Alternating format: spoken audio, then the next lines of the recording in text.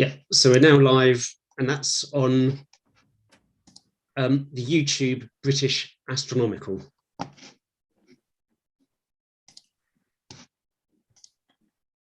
Okay, I think I got it. Yep.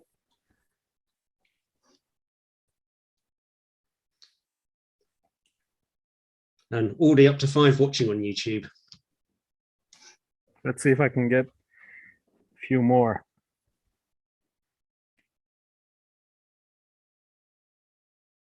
And we've got 17 watching on Zoom, including Daryl Dobbs.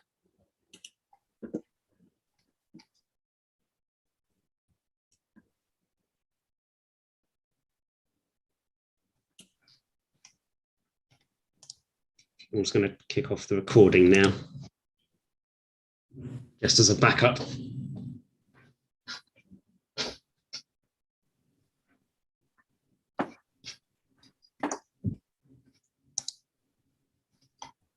Yeah, I'm glad you're doing this because I'm fiddling with some telescopes at the same time. Yes, I think trying to do the IT host and everything else gets a little bit overwhelming. It would do, yes. I've got 2 telescopes uncovered, but the C14 is actually looking at the wall of the observatory, so it's not going to see anything. But the refractor mounted on top of it might see. Yeah, I can see a little bit, but that telescope is not focused because I can't focus it from where I am. It's not perfectly focused anyway, but maybe I'll get round to that.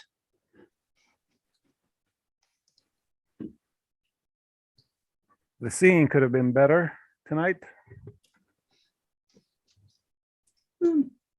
Yeah, well, at least it gets to demonstrate what astronomical seeing looks like. Certainly does.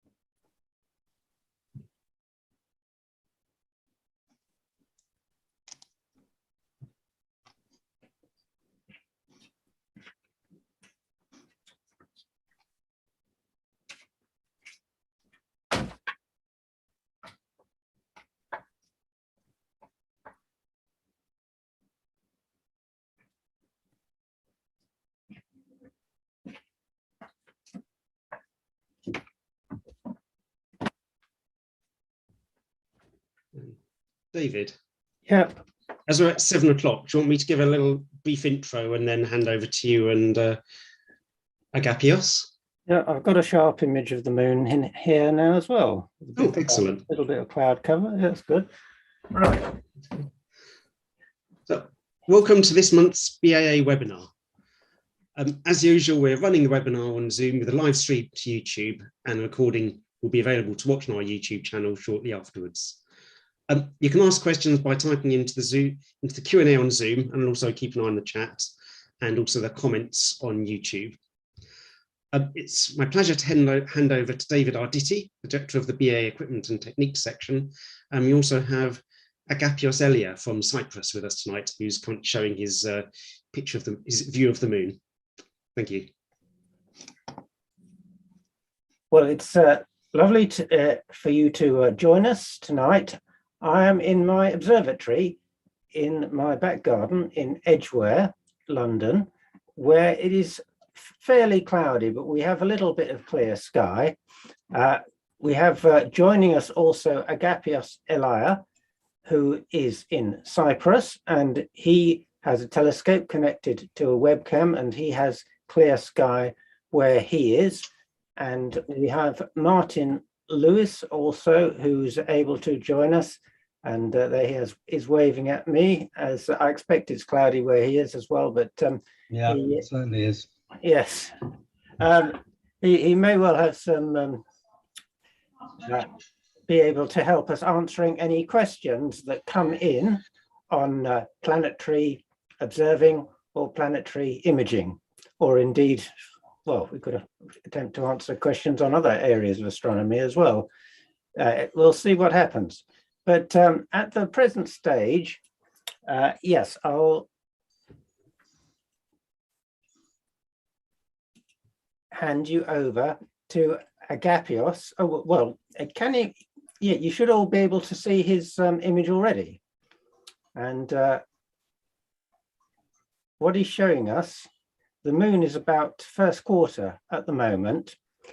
And what can you tell us about your situation, Agapios? Where are you, and how are you? How did you set this up?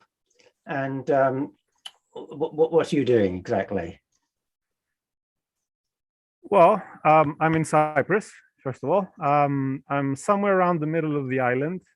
It's currently clear. We had a little bit of a scare today because we had some scattered clouds, but the weather is perfectly clear at the moment, as it's often here in Cyprus the case. We have really good weather for astronomy. And at the moment, I'm outside in my veranda at the back, and I have my telescope assembled, and it's connected to a camera, and we're showing the live view of the moon. The field of view on this telescope with this camera is quite tight, so we're only looking at very small parts of the moon. We can zoom in, let's say, on specific features. We're not able to get a nice wide view of the entire face of the moon at the moment. But this is going to work nicely later on when we switch to looking at the planets. We're going to have nice close-up views of the planets, and hopefully the conditions of the atmosphere, the atmospheric stability, will be a little bit better than what it is now, so that we can see some really nice details. We'll see the rings of Saturn, and see how many details we can see on the belts of Jupiter, and see how it goes. Thank you. So your telescope is a 9¼ inch Schmidt-Cassegrain telescope, and you have that's correct. You have an ASI camera on there. What's the make? What's the model of camera? It's the 224, which is a one-shot color camera. It's fairly old by today's standards. But it's a camera that can record videos with a very high frame rate.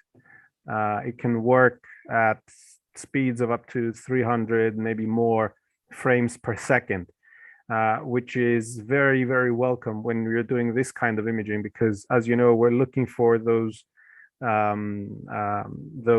tiny split-second moments of more stable conditions. And when you have a camera that can shoot hundreds of frames in a very short time, this helps us gather a lot of good signal, which we can then later on use software to isolate and combine and process to produce a nice, sharp, final image.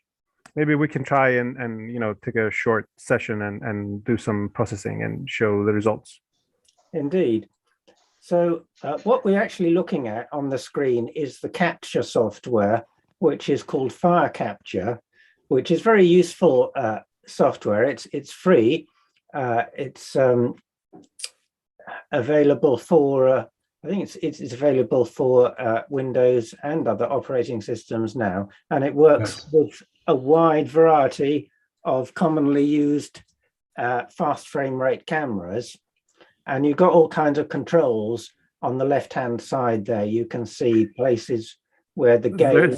There's one cloud in the sky. Sorry to interrupt. There's one tiny cloud in the sky, and it's just went right in front of the moon. There it is, and you can see that the little levels diagrams, those humps of the red, green, and blue, those show how much light of those various colors is being registered by the camera. And it's going up and down a bit because of the cloud cover. And you'll see everything's moving around a lot, of course, because the moon is very low in, or quite low in the sky from Cyprus, and even lower from the UK. So that's why we have lots of turbulence in the thick layer of atmosphere through which we're looking. And that's why it's with quite a large image scale here, we see quite a lot of movement.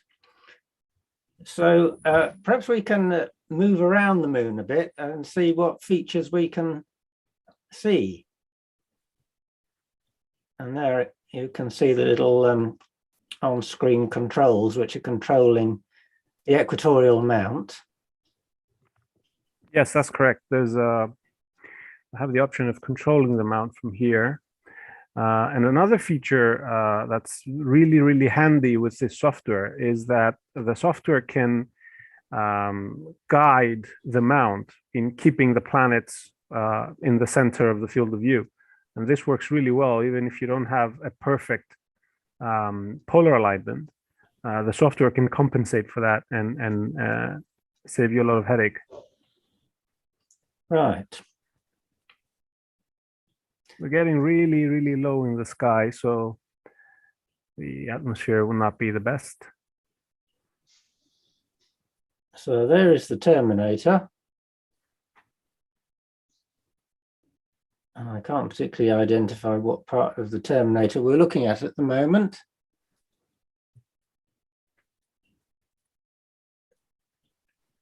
One thing you notice is the huge brightness variation across the moon. As you go away from the terminator, there's a huge increase in brightness. So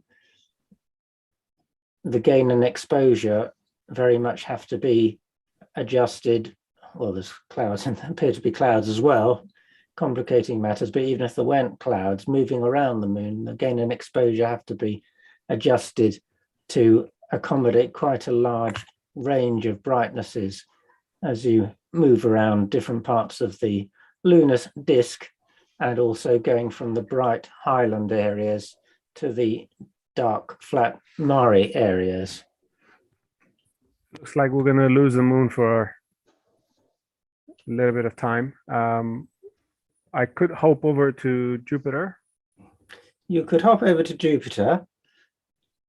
Let's yes, let's stop sharing Agapios's screen, since there's nothing to be seen at the moment there. And he can move his telescope over to Jupiter.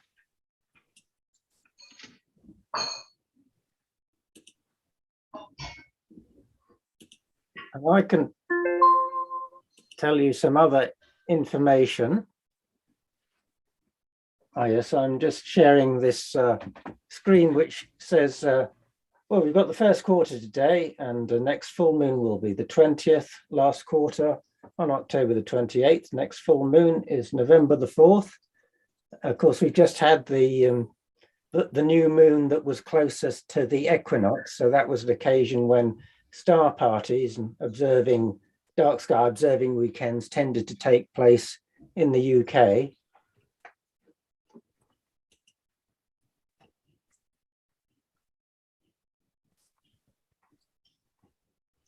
And this is what the evening sky looks like at the moment. This is actually a plot for the 14th, which is tomorrow. And we've got Saturn is in Sagittarius, or well, no, it's in Capricornus on the Sagittarius side. And Jupiter is following it round about an hour further round.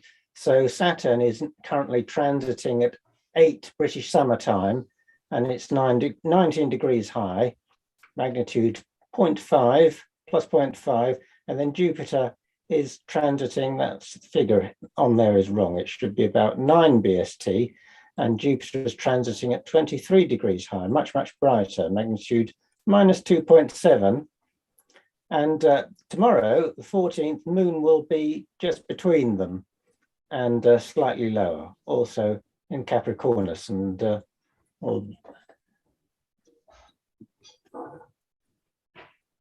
also, I'll point out that Uranus is at opposition quite soon. It will be well placed. It will be 53 degrees high and magnitude 5.7. So that is borderline naked eye magnitude if you've got a very clear sky, or it's a binocular object. And Uranus will be, looks like it's in Aries, or between Pisces and Aries, or maybe even Cetus. So that will be well placed in November and nice and high.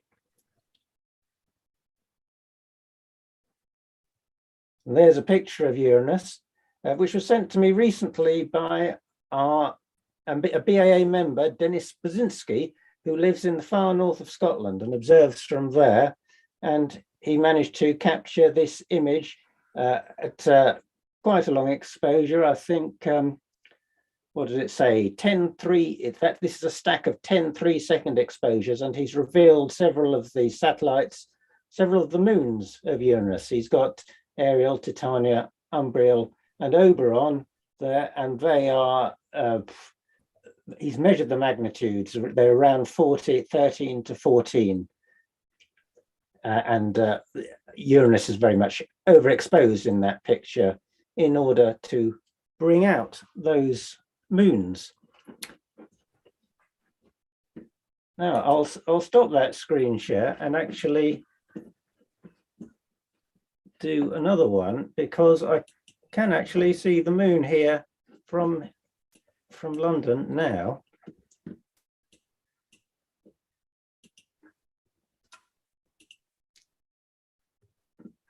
So let's share this one. You should be able to see, that's looking a bit overexposed. Should be able to see terrible seeing. And that is the moon from London through a 4-inch refractor.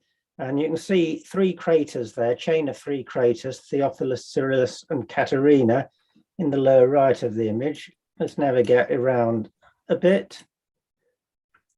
There's the Mare Crisium on the left. This is an image with south at the top. So at the bottom of the image there, we've got the Mare Imbrium, big circular basin. So here, if you can see my mouse, there's Mare Crisium. Do you see the mouse in this display? Don't know. Yes. You do see the mouse. So that's the Mare Crisium. That's the Mare Serenitatis. That's the Mare Tranquillitatis, where Apollo 11 landed.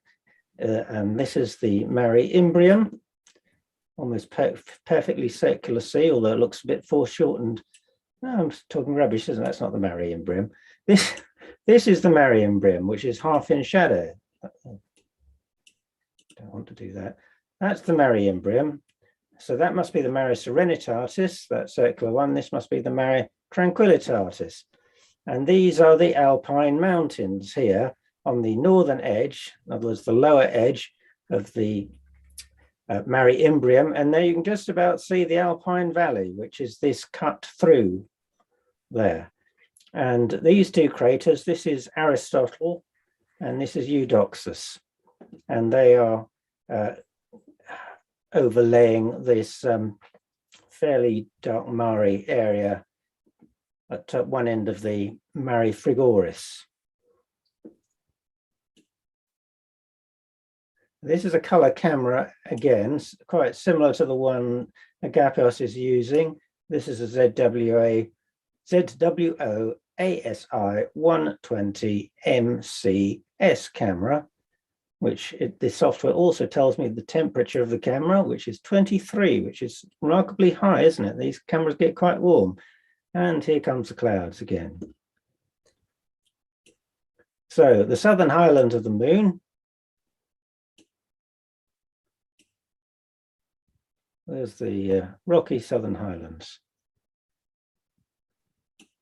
And the altitude of the moon must be about 15 degrees at the moment, I should think.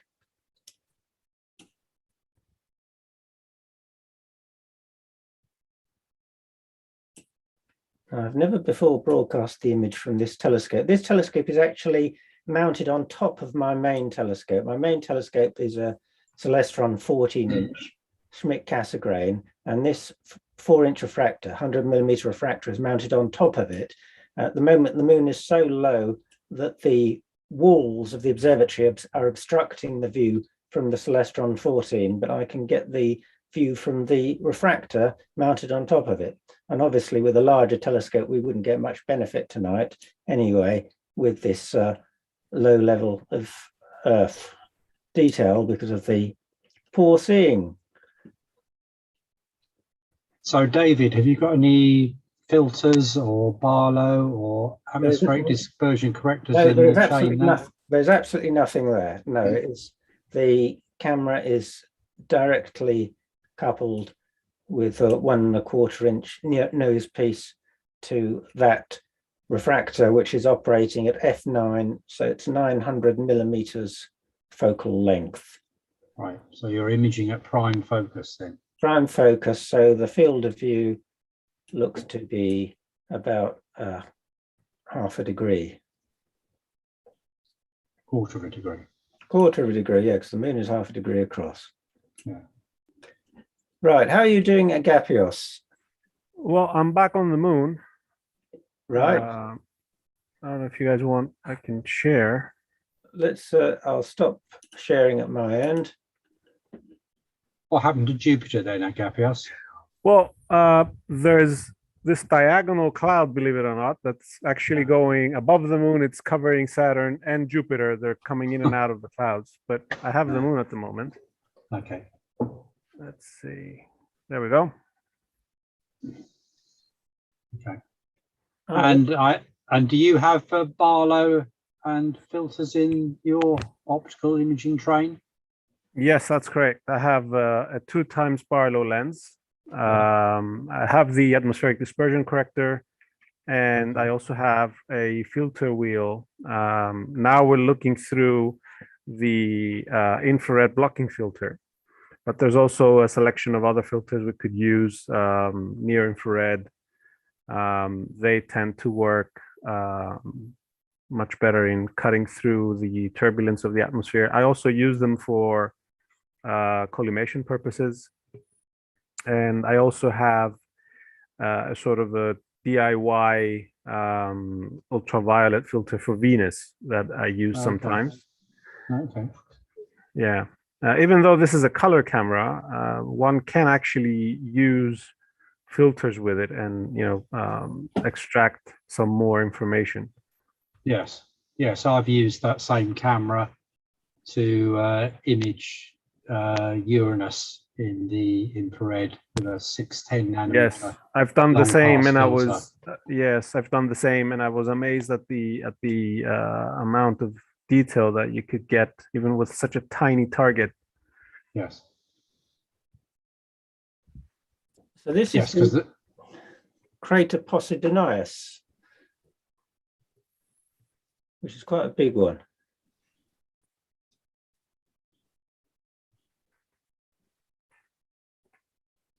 yeah, so these ASI color cameras often are quite leaky in all the colors in the infrared.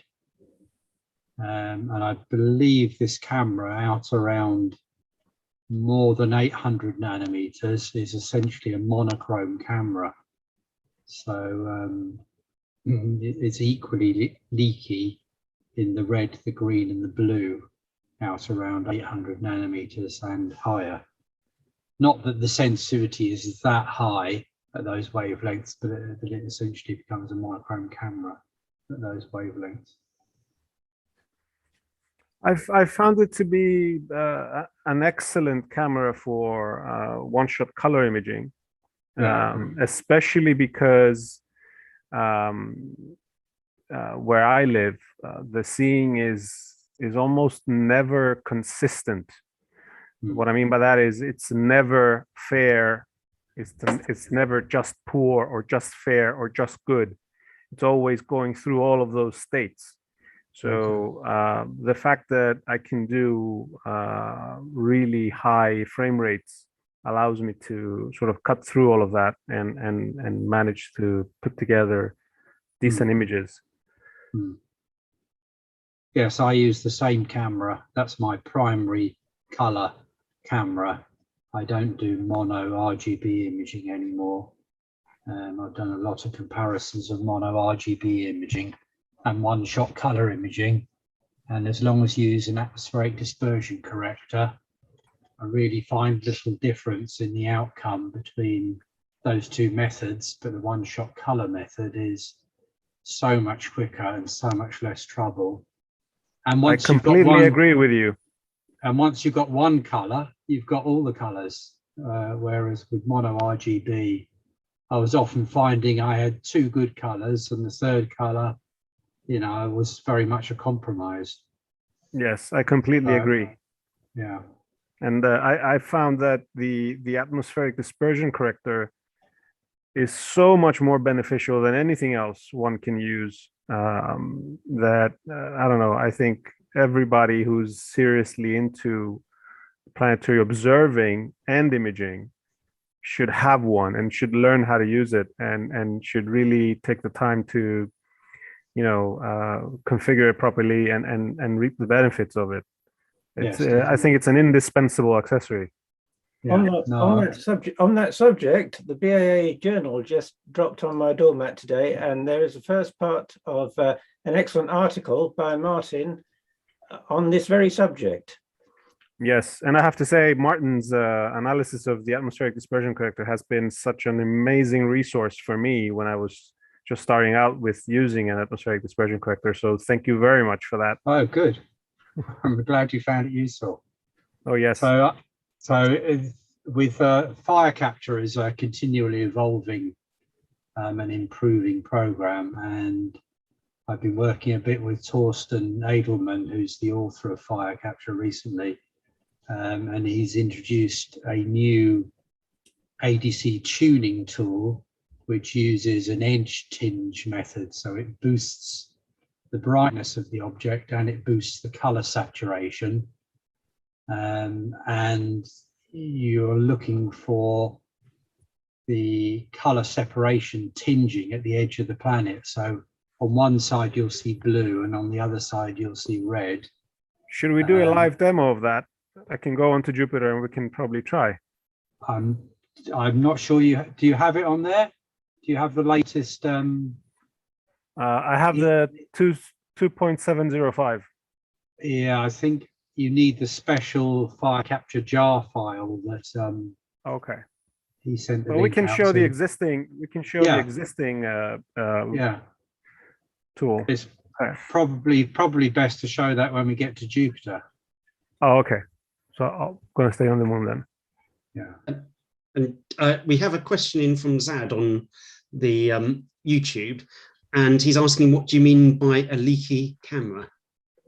So by leaky, I mean that the color filters transmit outside of their normal range. So you would expect a red filter just to transmit red light, a green just green light, and a blue just blue light. But the color filters on some of these cameras leak a lot in the infrared.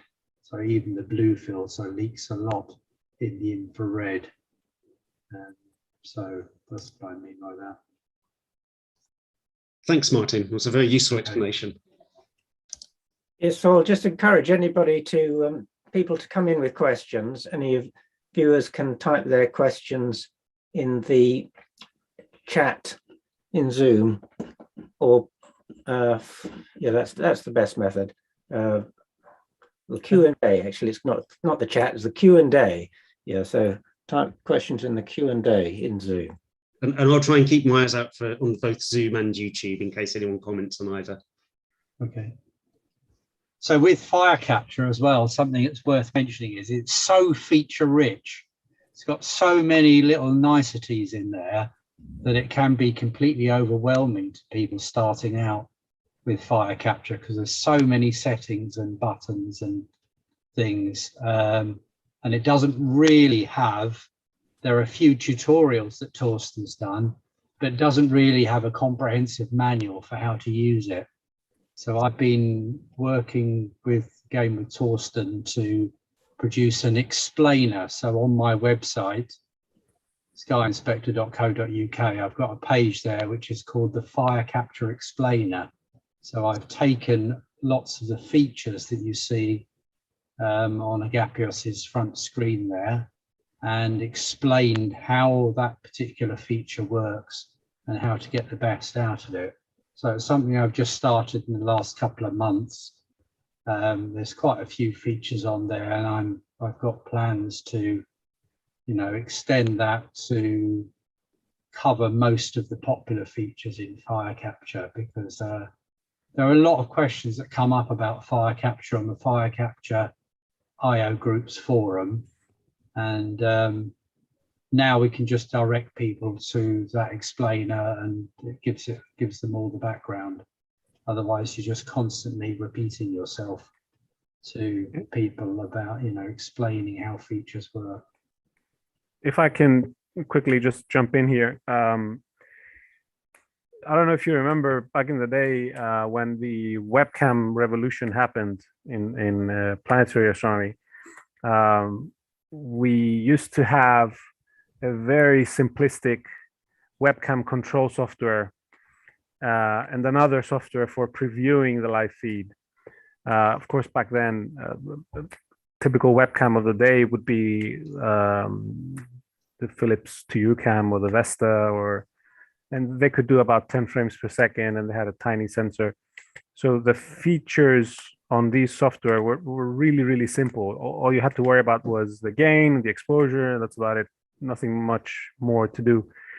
But what I always say to people who want to get into planetary observing and imaging is spend some time and get to grips with fire capture, because there's, as you say, there's so many tools that you can use with it that make your life easier. You can program your observing, you can set up sequential files, you have the dispersion corrector tool, you have so many features on it that I think it's incredible. And the fact that it's freeware is even more amazing.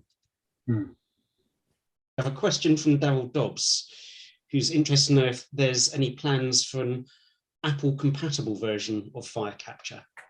Yeah, that already exists. So there is a version for the Mac. Yeah, the issue is that many of the cameras don't work with the Mac, but the ZWO cameras do. But other makes, such as the FLI, are probably don't, but you would have to look into that in detail. But more of the cameras work on Windows than any other system. But yes, increasingly it is possible on the Mac. But however, as a Mac user, I will say there's still a big software gap there. There is no equivalent of Auto Stackert on the Mac. There is no really good program that's been written for stacking planetary images. And so you would probably still have to transfer the data to a PC to do that process. You can do it in Photoshop, but it's not very efficient. With a few images, you could do it with Photoshop, but you can't. It hasn't really been. What we need is Auto Stackert for the Mac as well, really, to have the complete workflow on that OS. So I still find it necessary to have a PC dedicated to astro imaging. Although I'm a Mac user. So Agapios, do you want to say something about you've got a file type there, which is SCR in the middle of the screen on the left-hand side. So some people might not be familiar with that as a format for capturing video files. Do you want to say anything about the SCR format and why you use that? It's an alternative to the typical AVI file type. An SCR file type basically allows us to save on space, especially when you're capturing a lot of data. You can fill up your hard drives quite easily. I mean, I typically shoot for about 2 hours, and I may end up with 200-300 gigabytes of data or even more. So using the SCR file type basically allows you to have smaller file sizes. It's more efficient to store, to process. You may not be able to directly play the SCR file unless you have the SCR player software, which you can download and preview those files. They wouldn't play typically in any media player as the AVI would. No. But yeah, you can download an SCR player to browse through your files. And that's another great piece of free software by Chris Gary, the author of the Swiss Army knife of video processing, which is PIP. So there's another program, PIP, which can be used for doing all sorts of things with video files for, after you've taken the image. It's supposed to be a pre-processing program, so you can change your video, sort it, flip it, rotate it, boost the gain, boost the gamma, debayer, all sorts of things. But Chris Gary has also written this program called SCR Player, and incredibly useful. So that combination of SCR Player and SCR format allows you to inspect frame by frame, if you wish, and do some processing on the SCR video, crop it, remove parts, and all sorts of things. So there really is some amazingly elegant and easy to use software out there, and a lot of commercial software providers should take a big hard look at some of these programs, because they knock spots off a lot of commercial programs that I use at work. So what I suggest now is that Agapios, you stop your sharing and try and get your telescope on another object, either Jupiter or Saturn. Mhm. And I will show you the fact that I've now got quite good conditions for lunar observing.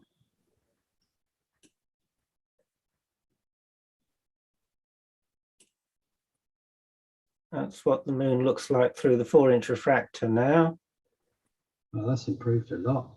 There's the Alpine Mountains and the Apennine Mountains around the Mare Imbrium, which is still mostly in shadow.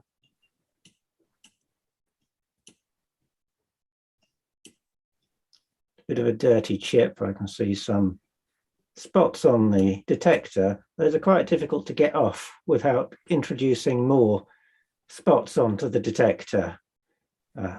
Dust on CCD and CMOS detectors is quite a problem. Martin managed to find some, I think on eBay, some sort of cleaning things which are just single use.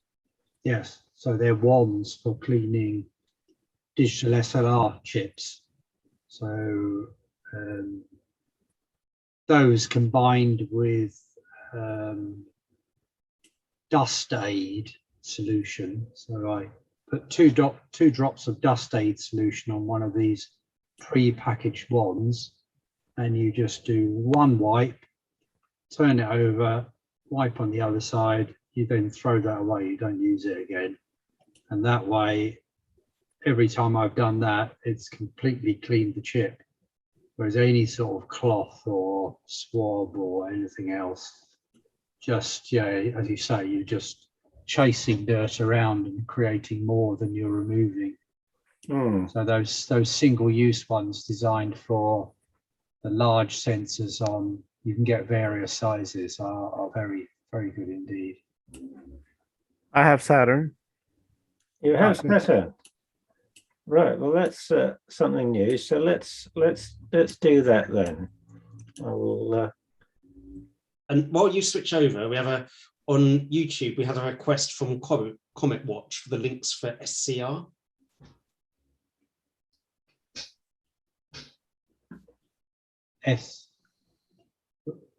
What do you mean SCR? It's called the file format is the SER format. Oh, SER. Yeah, so that comes with fire capture. That's included with fire capture SER. And the SER player, if you just do a Google search on SER player, that should come up. Or do a search on PIP, PIPP, then it'll take you to Chris Gary's site where you can download SER player.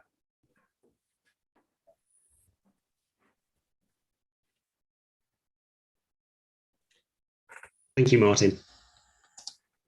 So Agapios has now reduced down his area of interest on the chip. That's what that process was just doing.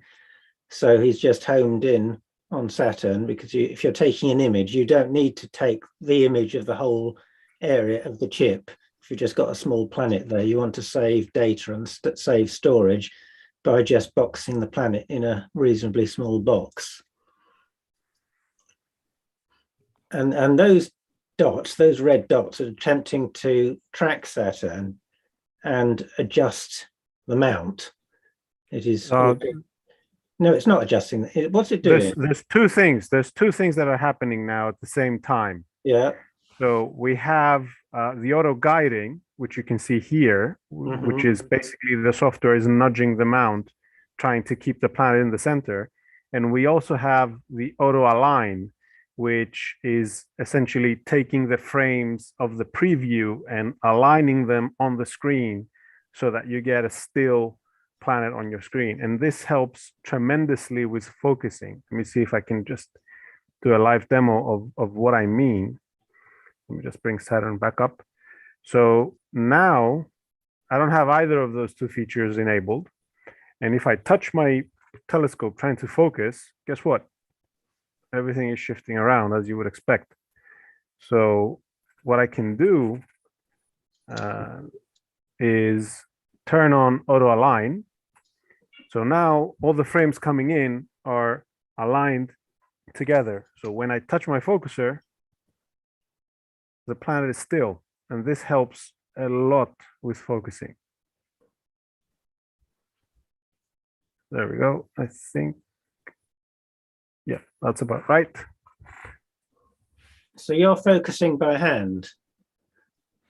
I also have a very good motorized focuser, but I use that to do some fine adjustments when the seeing is really good. Most of the time when the seeing is only fair or poor, as is the case at the moment, I focus by hand using the auto align feature. So when I get really good conditions and I'm able to distinguish more finer details or higher contrast features, I'll use my my digital focuser. I generally recommend that people get motorized Crayford focusers, Yes.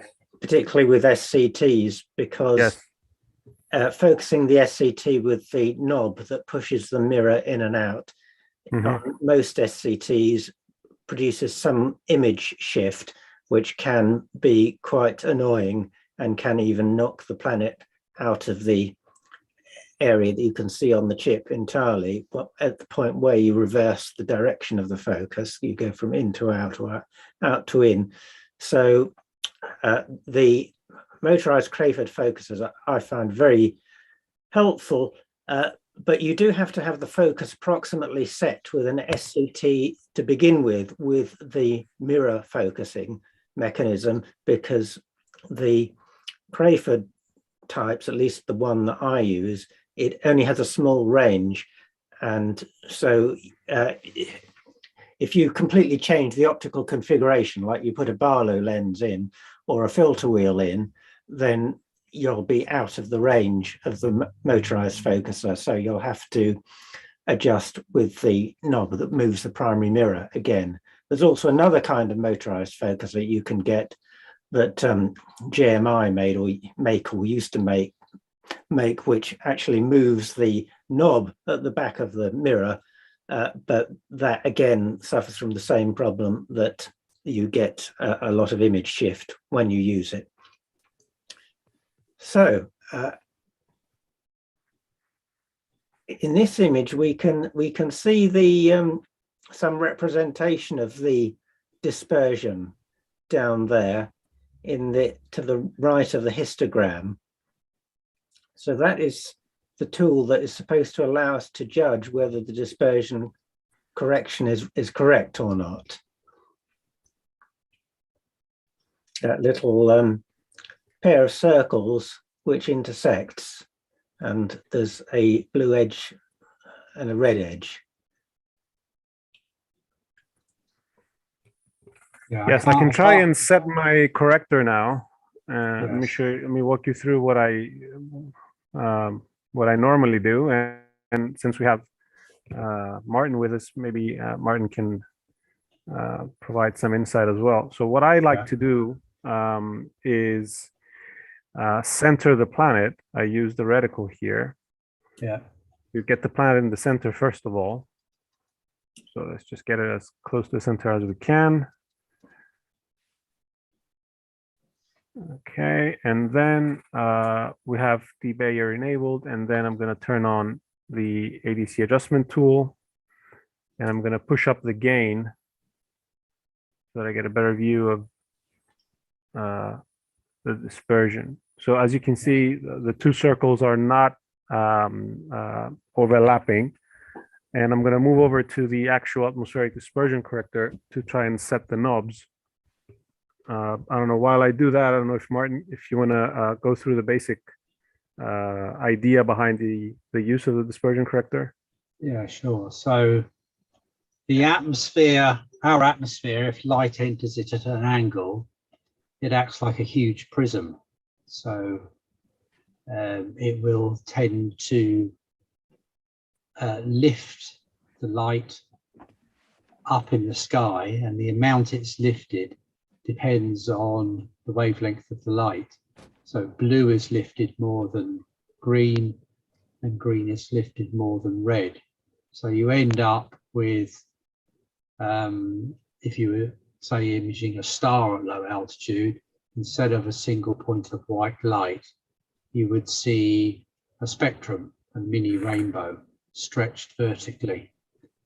And what the atmospheric dispersion corrector does, it uses prisms, adjustable prisms of the opposite sign to the prism, the big prism in our sky. And by adjusting the two levers, you effectively adjust the strength of that prism until the color separation is cancelled out. So it brings the red, the green, and the blue images back together at focal plane, so that there's no splitting of the colors. Now you might say, well, you know, if I image in with color filters, red filter on a mono camera, a green filter on a mono camera, and a blue, then I don't need to bother with an atmospheric dispersion corrector. But the trouble is that you get this separation. You know, the filters aren't single wavelength, they're a band of wavelengths, and you can get this vertical spread from one side of the wavelength band to the other, so particularly for the blue. So the longer wavelength side of the blue will be lifted up, will be lower down in the sky than the shorter wavelength end of the blue, for example. So it works for color cameras brilliantly, and particularly for the blue, it works for mono RGB imaging.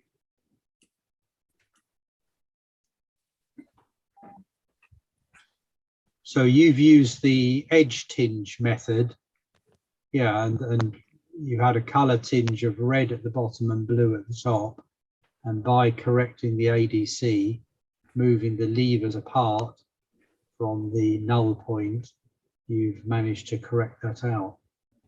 Yes, and I find that it works really well, and the effect is immediately obvious on the screen, especially once you've had a few times under the sky with it. You get to know exactly when the corrector is perfectly set. Makes quite a noticeable difference on the live feed, and of Yes. course on the final image as well. Yes. I've often said that it's the single best accessory I've added to my system. Right. So the new edge tinge method that's coming, that will be in 2.7.08, I think, possibly. Will do just what WinJUPOS has done there. So it will make it, will boost the color saturation. It will boost the brightness of the image by either having stacking images, so it will add images together to add the photons together, make the image brighter, or give longer exposures. And whereas the middle of the planet became very red, I don't know if you can demonstrate that again at WinJUPOS. Yep. Where you switch on the tuning tool. And you switch on the tuning tool there and increase the exposure, the gain and exposure. The middle becomes red, and that's a bit of a distraction from seeing the red. Fire capture uses red to signify that it's overexposed here, and that's not very useful because you want to see red as an edge. So what he's done is anything that is overexposed now goes black. So you will have a red tinge at the bottom, a blue tinge at the the top, and then in the middle it'll all be black, and that makes it much easier to use. So I mean, he's done a fantastic job, and using that new tool, I think you can set the ADC to within you know, a tiny fraction. A lot of these ADCs have got calibration notches at 10 or 15 degree intervals around the barrel, and I think with this new tool you can set it to probably about a quarter of a notch, you know, which is much better than any other method. But it only works for a color camera. So with a mono camera, you have to use alternative methods. You know, one way is to get a color camera just to set your ADC. If you're then going to use your mono camera for RGB imaging, just take the color camera out once it's set correctly and plug the mono camera in with the same setting. And as long as you don't change the focus significantly, the setting should stay correct if you put the mono camera in the same focal plane as the on-shot color camera was. I'll just read out to some comments that have come in. Chris Hooker has made a comment: for cleaning sensors, I use a fine microfiber cloth wrapped around a cotton bud. I hadn't heard of Martin's special cleaning wands. Who makes them? Who makes the wands, Martin? Do you know? You can get, I think you can get them from Amazon. There are a whole range of different suppliers for different size sensors. So usually the sensors on these cameras are quite small. So you want ones for small sensor cameras. Yeah, I just get them from Amazon, but they're individually wrapped. So they're, you know, they're guaranteed completely clean. They're not bundled all together, jostling together and creating debris. That's the important thing. And that you use them just once and then throw them away. Rob Davies asked, is the right of the histogram the ADC aid. Yes, it is. Yes, we've Yes. discussed that now. And Daryl Dobbs asks, do you use Batinoff masks? Does anybody use Batinoff masks? The only time I use a Batinoff mask is if I'm setting up for imaging the International Space Station. So I would set up on Polaris, get the focus right using a Batinoff mask, but I would never, on the planets, I would always focus on the planet itself rather than moving away from the planet, focusing with the Batinoff mask and then moving back to the planet. There's a Batinoff mask. Yeah. If you don't know what one is, it's a piece of plastic with a hole in it, and this one is made of. They're made for the specific telescope size. I think this was made for a Celestron 11, and it's got a series of slats at various angles, and it produces two images or several images of a star, which you're supposed to bring together when you focus. But I've never used it very much. Yeah, it is quite good for, you know, simple focusing, but for the planets, you want to be focusing on the planet, not on another object. And, you know, I think you can get a better focus focusing on the planet than you can focusing with a Batinoff mask on a star. That's correct. And if you're doing Jupiter, you can use the moons if you have any available to judge your focus. Yes. Or on Saturn, you can use the Cassini division. On Mars, Yes. depending on the phase and what's visible, it's typically a very high contrast planet. Venus, the same.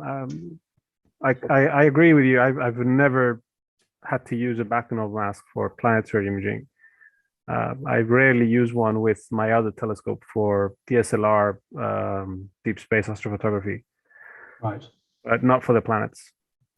So for Saturn, while you've got Saturn on the screen there, the part I always focus on is not the Cassini division, but where the ring crosses the globe in the front there, just that area there, and just stare at that while you're passing through focus. So what I tend to do is go out of focus, through focus, out the other side, back and forth a few times, so I know what good focus looks like, and then you've got to try and hit that good focus. So I get a feel for what good focus is like and then try and achieve it.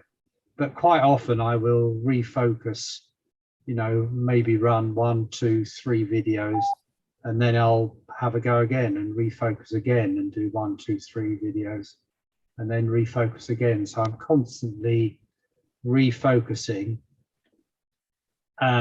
If you just focus once and leave it, how can you be sure you're at the best focus? Whereas if you've had several goes, the likelihood is that one of them will be spot on.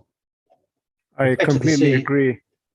The better the seeing, when the seeing is good, it's easy to focus. When the seeing is bad, it's really difficult to focus. And you know, that's when it becomes really troublesome. There are particular kinds of seeing and it's mushy and you can't, there's no sharp focus. So trying to get best focus then can be very frustrating. And I always say that focusing is a dynamic process. It's not something that you do once and forget about it. Yeah. It's something that you have to keep up all the time, especially with temperature changes. And now that we have ADCs, you also need to readjust your ADC after some time, because of the change in altitude and the change in dispersion. So what I typically do is I shoot consecutive videos of about 20 minutes, 30 minutes, and every 20, 30 minutes I would stop, adjust my focus, check my ADC, and then continue. Okay. Well, I've got Jupiter here now, so let's have a look at let's have a look at that. Let's see Jupiter through 4-inch refractor. And there it is. Now let's adjust the exposure. You can't see I'm doing that because I'm only sharing the window that actually contains the image, but let's increase the exposure to reveal the moons. There they are. Increase the gain a bit. So now Jupiter's greatly overexposed. And there are the 4 moons, Io, Europa, Ganymede, and Callisto, but not in that order, beautifully in a line.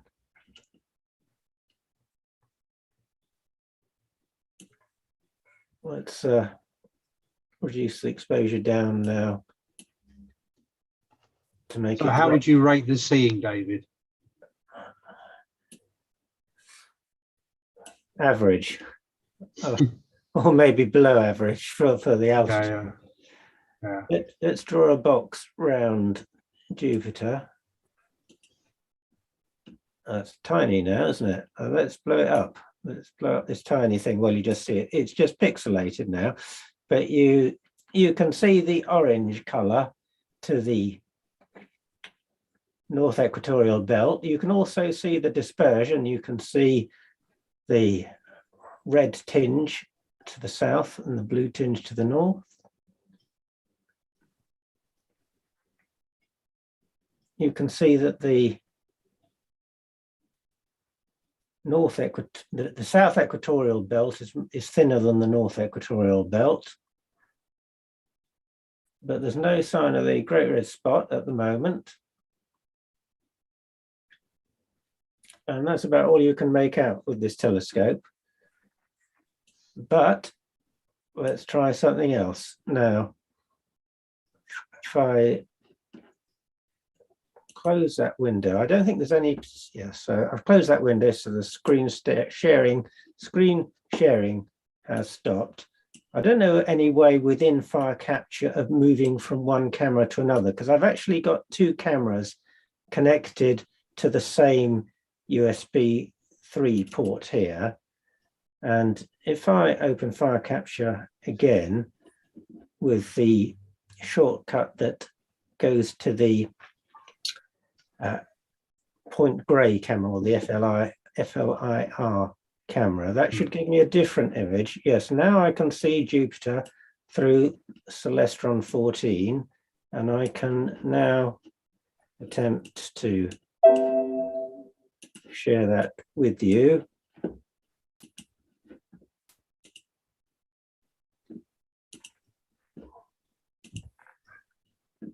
So now we're looking at an image through C14, which has its aperture probably about 80% obstructed by the observatory wall.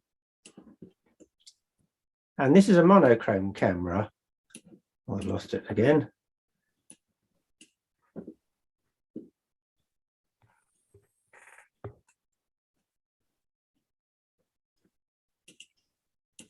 Let's try and center it a bit better.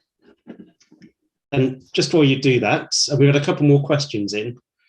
One from Rob Davies asks, do you adjust the ADC before every capture? I don't, because if I image at the same time every evening in the same direction, it should be right. When Jupiter is transiting the meridian, it's not going to change much from one night to another. But if you have, if you were observing several hours, if it was a planet which was in the sky for longer and was higher in the sky, and you could observe it an hour before transit and an hour after transit, then you probably would alter it. What would you say about that, Martin? Do you adjust the ADC before every capture? No, so I would set up at the beginning and adjust it, and I might every half an hour adjust it possibly if it's changed significantly in altitude. Yeah, it doesn't because auto stacker does some RGB aligning anyway. As long as you take the bulk of it out with the ADC, auto stacker just gives it a little tickle and you know, it's done. You don't need to be obsessive about, you know, oh, the planet's changed by ½ degree in altitude, therefore I need to change the ADC. One of the other issues is that your scope, you need to align the ADC with respect to the horizontal as seen through the telescope. So you need the atmosphere stretches the colours in the vertical direction, but that's the vertical direction as seen through the telescope. If you've got a right angle prism in there or a diagonal or something, you're using a Newtonian telescope, that vertical direction won't match the vertical, you know, the up down relative to the observer. So you need to set it to the vertical as seen through the eyepiece. And as your observing session progresses, you might find that rotates in the eyepiece. And so, you know, there is a question of changing the degree of correction, but also the rotation of the ADC to match. But if you use the method, this edge tinge method, you can use that to, you know, to adjust both the rotation and the degree of correction. I've now shared my whole screen, and this is specifically so I can show viewers what I'm doing. I'm nowhere near my telescope. I'm several meters away, and it's in a different shed. But I'm using the ASCOM driver for an astrophysics mount, and this is the red area on the left of the screen, to slew the telescope around, and that's slewing it at 1 times sidereal rate. And I can also adjust the setting of the focuser, which is a DC electric Crayford focuser. I can manually focus with these buttons in and out. And you can see that seeing is terrible, absolutely terrible. And this is through a red filter. And if, let's increase the exposure a bit. It's going in and out of cloud. I think that's basically what it is. So where's the best focus? It's impossible to tell. And this focus is very slow as well. You'd have to press the button for quite a time to get a significant change. Can you speed that up? Or is it just, it is what it is? You can speed it up. Actually, yeah. So that's way off. Let's go in a bit. Because I think there is an optimum speed for the focuser. So if it changes very slowly, it's very hard to achieve focus, correct, you know, good focus. You need it to be responding to the clicks on the button, you know, quite noticeably. I need to check what the connection is, the focuser. You carry on talking, I'll be back. Okay. Okay. We also have another question, so perhaps I can put that one in, or 2 questions. Yeah.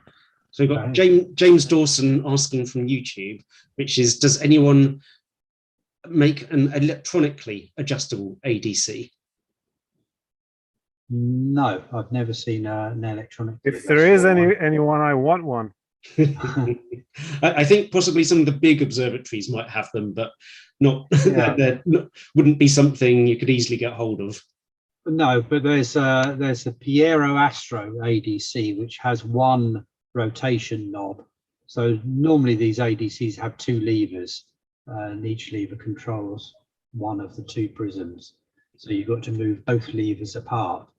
So if you wanted to connect a motor to it, that's quite hard to do. But the Piero Astro ADC, the Mark III that they sell now, has got 1 knob, and if you turn it clockwise, both prisms move apart one way, and if you move it anti-clockwise, they both move the other way. So that wouldn't be too difficult to attach a focus type motor to that 1 knob and have you know, in the same way as you have for an electric focuser, have an electrically controlled ADC. But I've never seen one commercially available.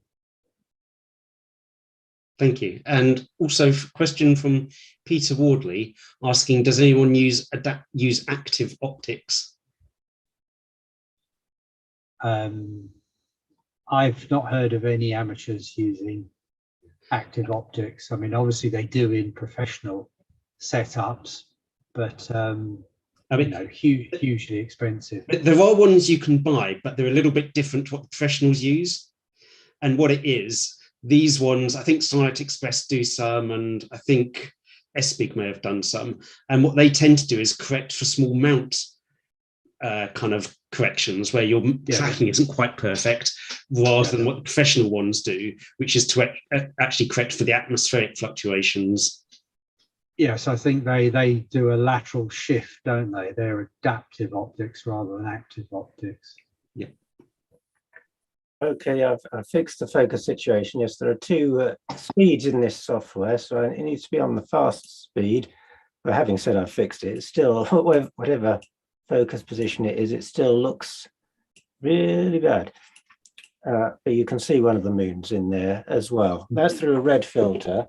If I press a button, you get a green filter, but obviously it all looks grey because this is a black and white camera. That's the image through the green filter. Blue filter. Well, let's make it bigger. We can make it a bit bigger. That's not 100% size. That's 100% through the blue filter. Infrared, 740 nanometers. But actually, it looked much nicer through the smaller telescope, didn't it? Yeah. It's going in and out of clouds all the time. So I was considering setting up later after this webinar, but I don't think I'll bother now. I have a good view of Jupiter. Right. Well, let's see the view from Cyprus of Jupiter. Oh, that's much better. Oh yes, that's nice.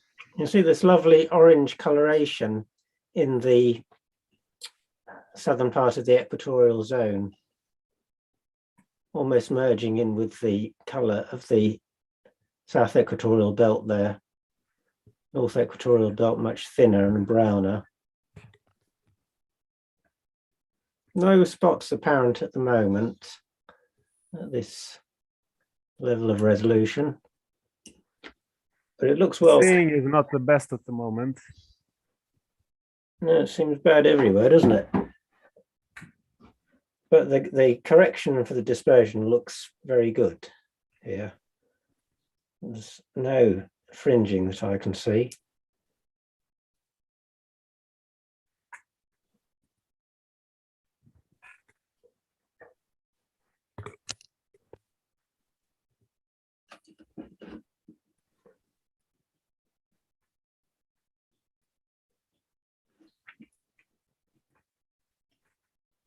Should we try and maybe take a short video and do some processing? Go on then, yes, let's do that. Okay. So at the moment I can do about 200 frames per second. So I'm going to do a 1 minute capture. This is going to result in many thousands of frames. We're doing about 200 individual pictures of Jupiter every second. The numbers going up there just above the image show you the number of frames that are captured, which is in the 3000s now. Mm-hmm.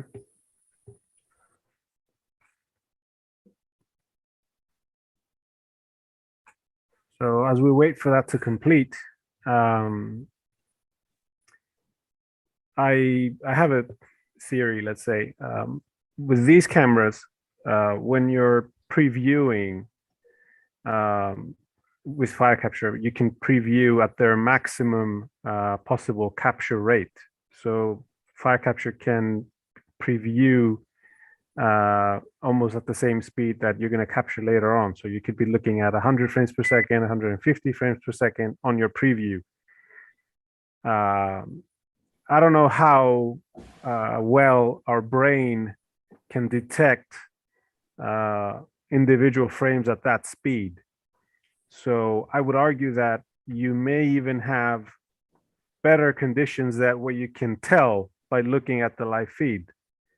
And with using AutoStacker, you can then go in and pick out those better moments of better seeing and combine all of them and sharpen them and produce a much better image than what you think you could have gotten from the just by judging what you're looking at the live feed.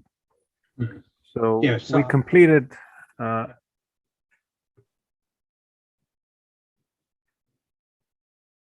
Yep, go ahead, Martin. Yeah, so yeah, you're right. I mean, if you look at the individual frames, you'll probably find they're quite noisy and fuzzy, but having a stream of them like that, your brain picks out the momentary fleeting details, and you can see a lot more. Your brain can assemble quite a detailed picture of the planet, whereas the individual frames might be, very noisy and quite fuzzy. And you get the same thing looking at the planets through the eyepiece, that the brain and the eye together can pick out some really fine detail, and it sort of remembers those fleeting moments, and you build up a picture in your mind of what you're seeing.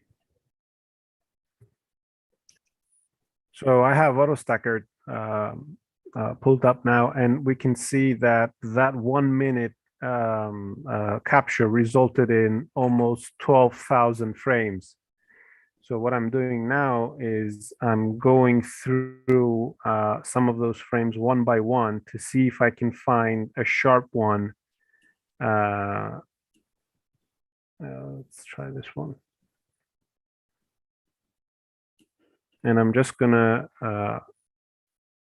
go by the default alignment point placement, just so that we can get to a stacked picture right away to go into sharpening. I typically place those alignment points with a bit more care, but just for now, we're just going to go through.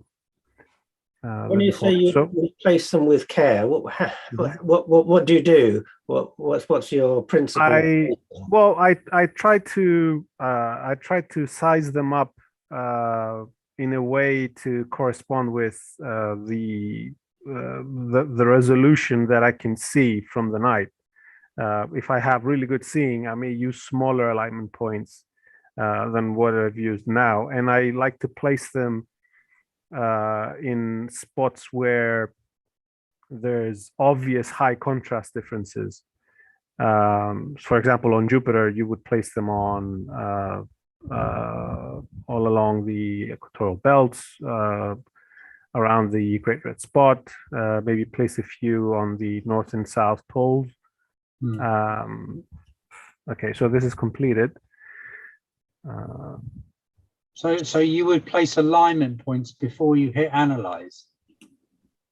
Because I've never done that. I've always hit analyze, looked at the resulting quality sorted video, because it then arranges it with the best images at the beginning and the worst at the end. I would then change the noise robust level that you see in the middle of my left-hand side, and then hit analyze again until I had the optimum sort from good to bad, which might be a noise robust of 4 or 6 or 8 possibly. And then I would put the alignment points in after that, and then hit stack. But I've not considered putting the alignment points in before hitting analyze. I don't think it makes any difference whether you put them in before or after. I don't think the analyzing process is affected by the alignment points, but I stand to be corrected on that. I would say the same. I don't think I've seen much of a difference. Perhaps I'm wrong, but that's what I've been typically doing. And do you change your noise robust level? When I have better NR. conditions, yes. Okay. Yeah, for this, for the purposes of this demonstration, I didn't. But when I have good conditions, yes, I would. Okay, so now we've gone through those frames. We have the quality graph, and I'm just going to go with a 15% stack. So what this is going to do now is it's going to go through all the frames that we collected. It sorted them by quality, with the best ones at the beginning and the worst ones at the end. And I've now told the software to keep the first 15% of all those frames, which are the better ones. And it's going to combine those frames into one final image, which we're then going to go into another software to sharpen and try to pull out some detail. And would 15% be typical for you? Yeah, that's what I typically use. Yeah, that's exactly. When I the use seeing 15% is as better, well. when the seeing is better, you can extend that. When the seeing is worse, you can shrink that. But it depends. Yeah. It's when you have really good conditions, only then you can see exactly what your telescope can resolve, and the amount of detail you're going to see when you have good conditions. I think most people don't really know what their telescopes are capable of. Yes, I agree. What I was going to say was that when I started with planetary imaging processing, I was always going for, rather than a percentage, I was always going for 1,000 frames, you know, or 1,200 frames, whereas it's much better. I used to do that too with the older cameras. It's much better to go for a percentage, really. Because as you increase the gain, if you increase the gain and reduce the exposure, you have more frames. So if you reduce the exposure, your individual frames will be more noisy, but because the exposure is shorter, you've got more frames to add to the stack, so the total noise ends up the same. So, you know, if you'd have chosen 1,000 frames for a short exposure or 1,000 frames for a long exposure, the noise levels would be very different. Whereas if you choose 15% or 30% for both of those scenarios, the noise levels would be the same. What matters for noise is purely the total accumulated exposure time. That's the individual exposure time for each frame times the number of frames that you've gathered. So short exposure, that means you can gather a lot of frames. So your first number is shorter, but then you've got a lot more frames. So frames times exposure works out the same. I completely agree, and that's why I've settled on using a very, very high frame rate and shooting consecutive videos. Right. Because another thing, seeing can be very different from minute to minute. It can change dramatically, and if you're not shooting consecutively over long periods of time, you may miss periods of better seeing. Yes. So what I like to do is shoot consecutive, maybe 2 hours, or depending on how the night goes, at very high frame rates. So we have the stack now.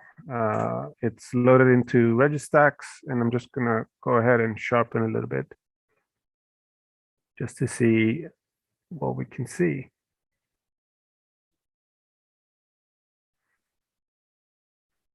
Well, it's not improving that much. The seeing isn't very good, but we can pick out some details.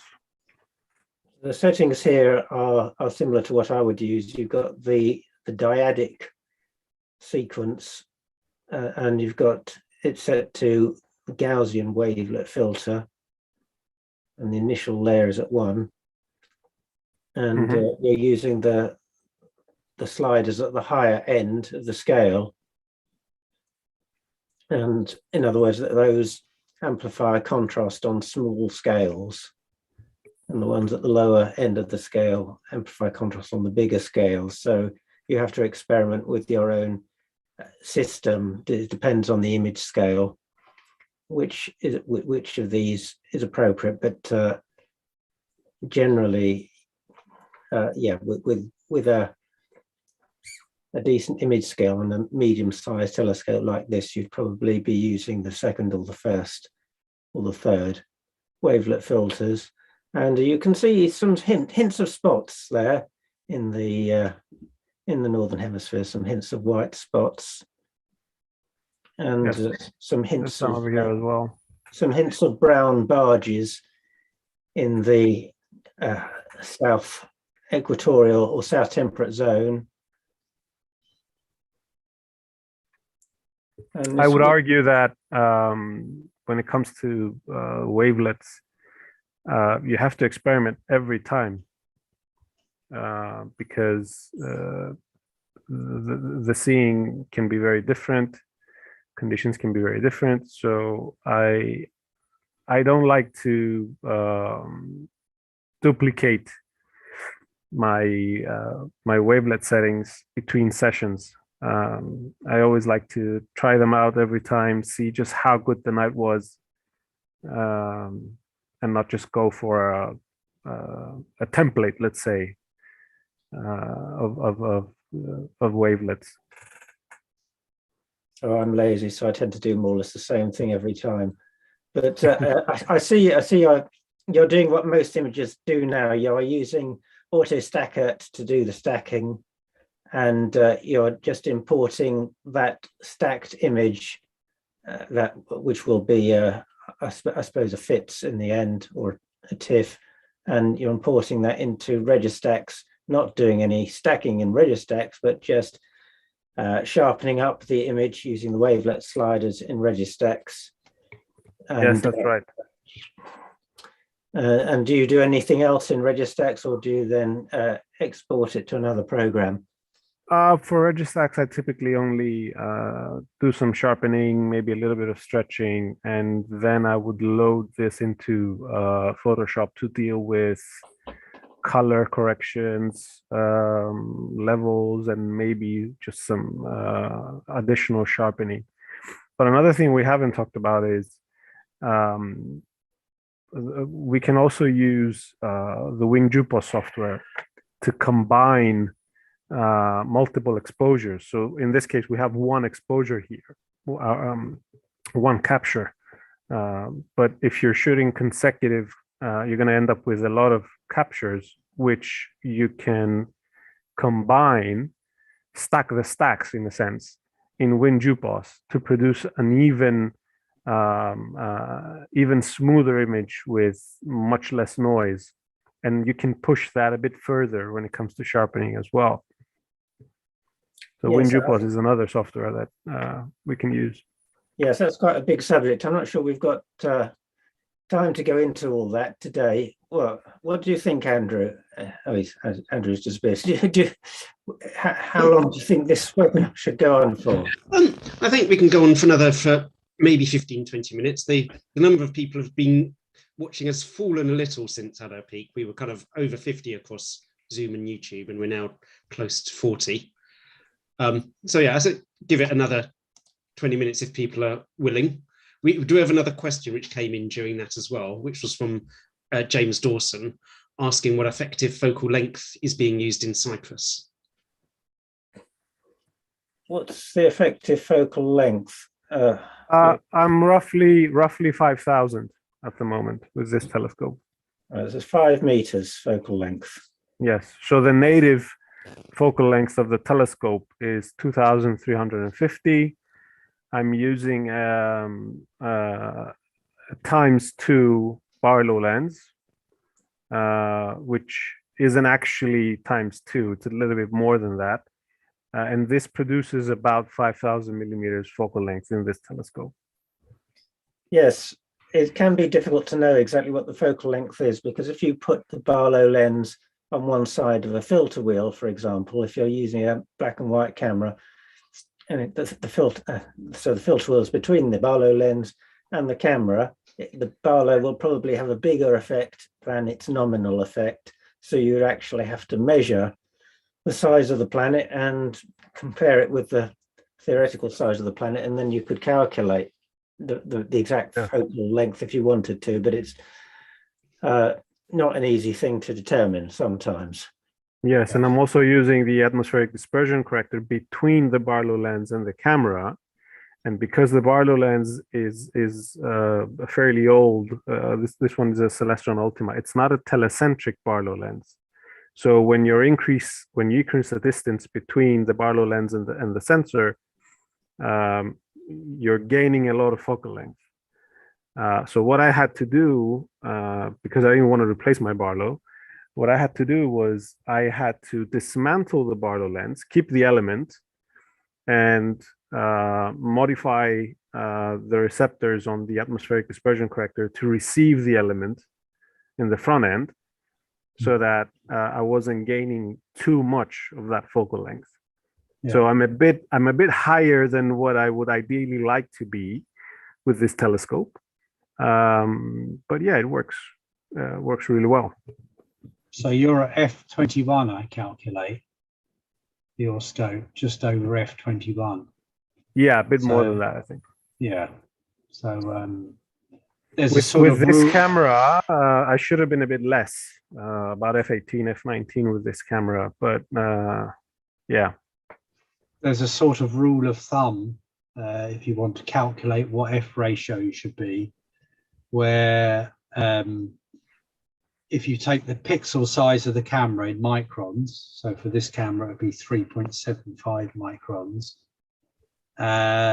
your focal ratio should be 3 to 5 times that pixel size in microns. So if you've got 3.75 times 3, you should be from f11 to 5 times 3.75, f11 to f19, somewhere around there. But that's for a mono camera, but for a color camera, it's a bit higher, say sort of 4 to 7 times the pixel size in microns. And that way you satisfy what's called the Nyquist criteria, where you have 3 pixels spanning the smallest diffraction feature that the telescope can produce. Because I think assuming you're well collimated, so that you can actually resolve that. Yeah, sure. That's assuming your telescope is working at diffraction, the limits of diffraction. But I think a lot of people, when they start out in planetary imaging, they have too small an image. So you have these tiny images and you've got no hope of producing detail on there. You really need, a sizable image to pull out as much of the detail as you can, and also for auto stacker to work on. You need something for auto stacker to get to work on to produce a decent stacked image. So going back to WinJUPOS, how shall we demonstrate this? Do you want to show something of it, Agapios? Oh, yes. You can show a little bit of how it works. So before I show that, let me just pull up a folder with some data. So I'm going to go in and let me just see if I can pull up a folder with enough data. Okay, so in this folder, we have a series of stacked images, and WinJUPOS here will go into that folder and measure those images. So what WinJUPOS does is it takes your image and measures the image so that it knows exactly which part of the planet you're looking at. So what you can do is open up those individual images in WinJUPOS, measure them so that calibrate the software, let's say, to those images, and then combine all of those images into one resulting image. So to do that, we're using this grid, which is obviously different for each target. You have a different one for Jupiter, a different one for Saturn, a different one for Mars, and you can use it to sort of gauge exactly which part of the planet you're looking at and set it correctly. Let's see if I can do that now. Using some controls to enlarge or decrease this grid feature and set it exactly onto the planet.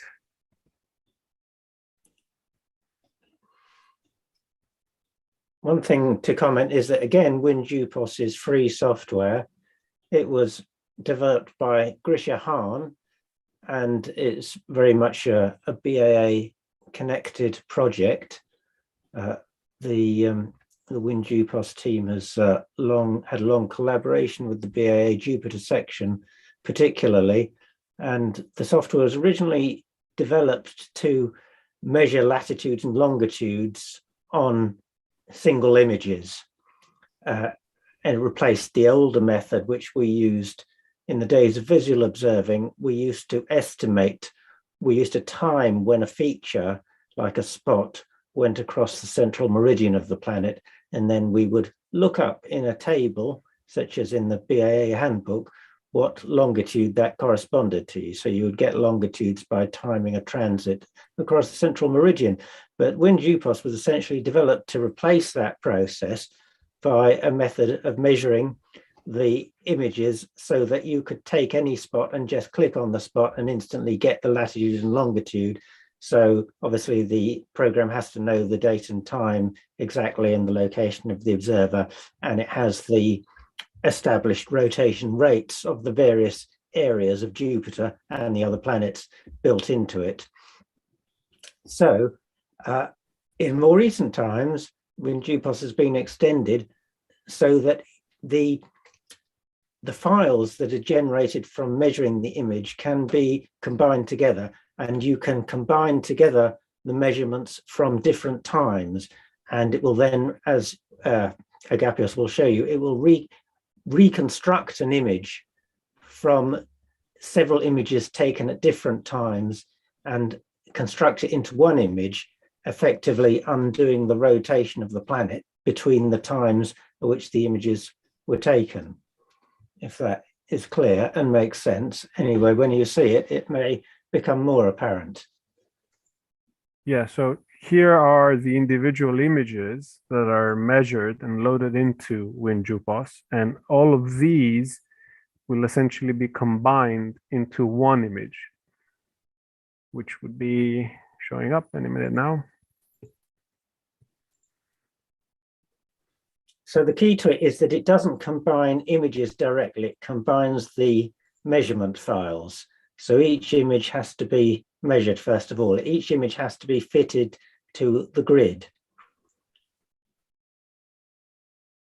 so that it knows the latitude and longitude of every point. Xenographic latitude and longitude of every point in the image. And so this is the combined result. Obviously taken in rather better seeing than we've got tonight. Oh yes, this is an older file, yes. But it was taken this year, wasn't it? Yes, this one was September 4th. So that's a beautiful view of the red spot, which is very small this year. And you can actually see quite a bit of structure in the spot and in the material circulating round to its north, white spot in just to the left as well, and 3 or 4 barges in the north temperate region. This and WinJUPOS has turned the image up, so it's north at the top now, so it will correspond with Juno cam images and so forth.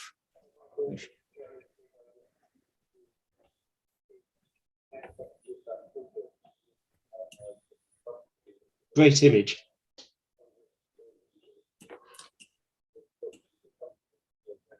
Yes, sometimes we have really good seeing here. Let's see if there are any more questions. Well, no questions I can see, but Daryl Dobbs says it's a very interesting presentation and he's learned a lot.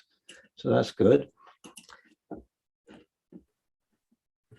So shall we draw it to a close? I think that makes sense. And we've had a good number tonight. We were kind of over 50 with about equal numbers on Zoom and YouTube. So we have seen the moon from Cyprus and from London, and we've seen Saturn from Cyprus and Jupiter from Cyprus and a little bit from London. And we've discussed the fire capture software and AutoStackert and Registax WinJUPOS a little bit.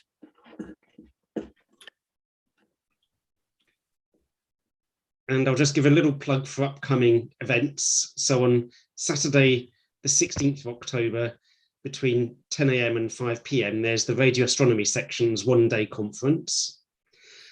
On Saturday, the 23rd of October at 2:30 to 6 p.m., we've got the BA AGM. And this is our first in-person meeting since we cancelled many the in-person events due to COVID, and that's going to be at the Institute of Physics at King's Cross in London. Please note you have to book in advance for that meeting as spaces are limited, and there's some COVID infection control measures which you need to be familiar with at the IOP. And then we've got another Wednesday webinar on the 17th of November at 7 p.m. on a topic yet to be announced. And please keep an eye on the BA website for more details. And thanks very much to David Arditi, Agapios Elia, and Martin Lewis for giving up their time this evening to give us a wonderful presentation of live observing, which is really nice to actually get to see some planets and the moon in sort of actual live view. So great to have the skies. One thing I'll say is that the period of COVID has forced us to develop these systems and to acquire some expertise with broadcasting. And it seems that the webinars are a useful service that BAA can do to the astronomical community. And I will be taking over as president of the BAA shortly. And I think we should carry on the webinars, even though we will go over to be doing more live meetings and meetings around the country, hopefully in due course next year. But we'll keep the webinars going and have experts on various aspects of observational astronomy to give these kind of more detailed hints and tips talks, which I think the webinar format is quite useful for demonstrating these practical things that we've seen today. So my thanks to Agapios and Martin, who I invited at quite short notice to take part. And thanks to everybody watching, and we'll see you all on a future occasion. Bye-bye. Cheerio, everyone. Bye. Thanks, Bye, everyone. Bye.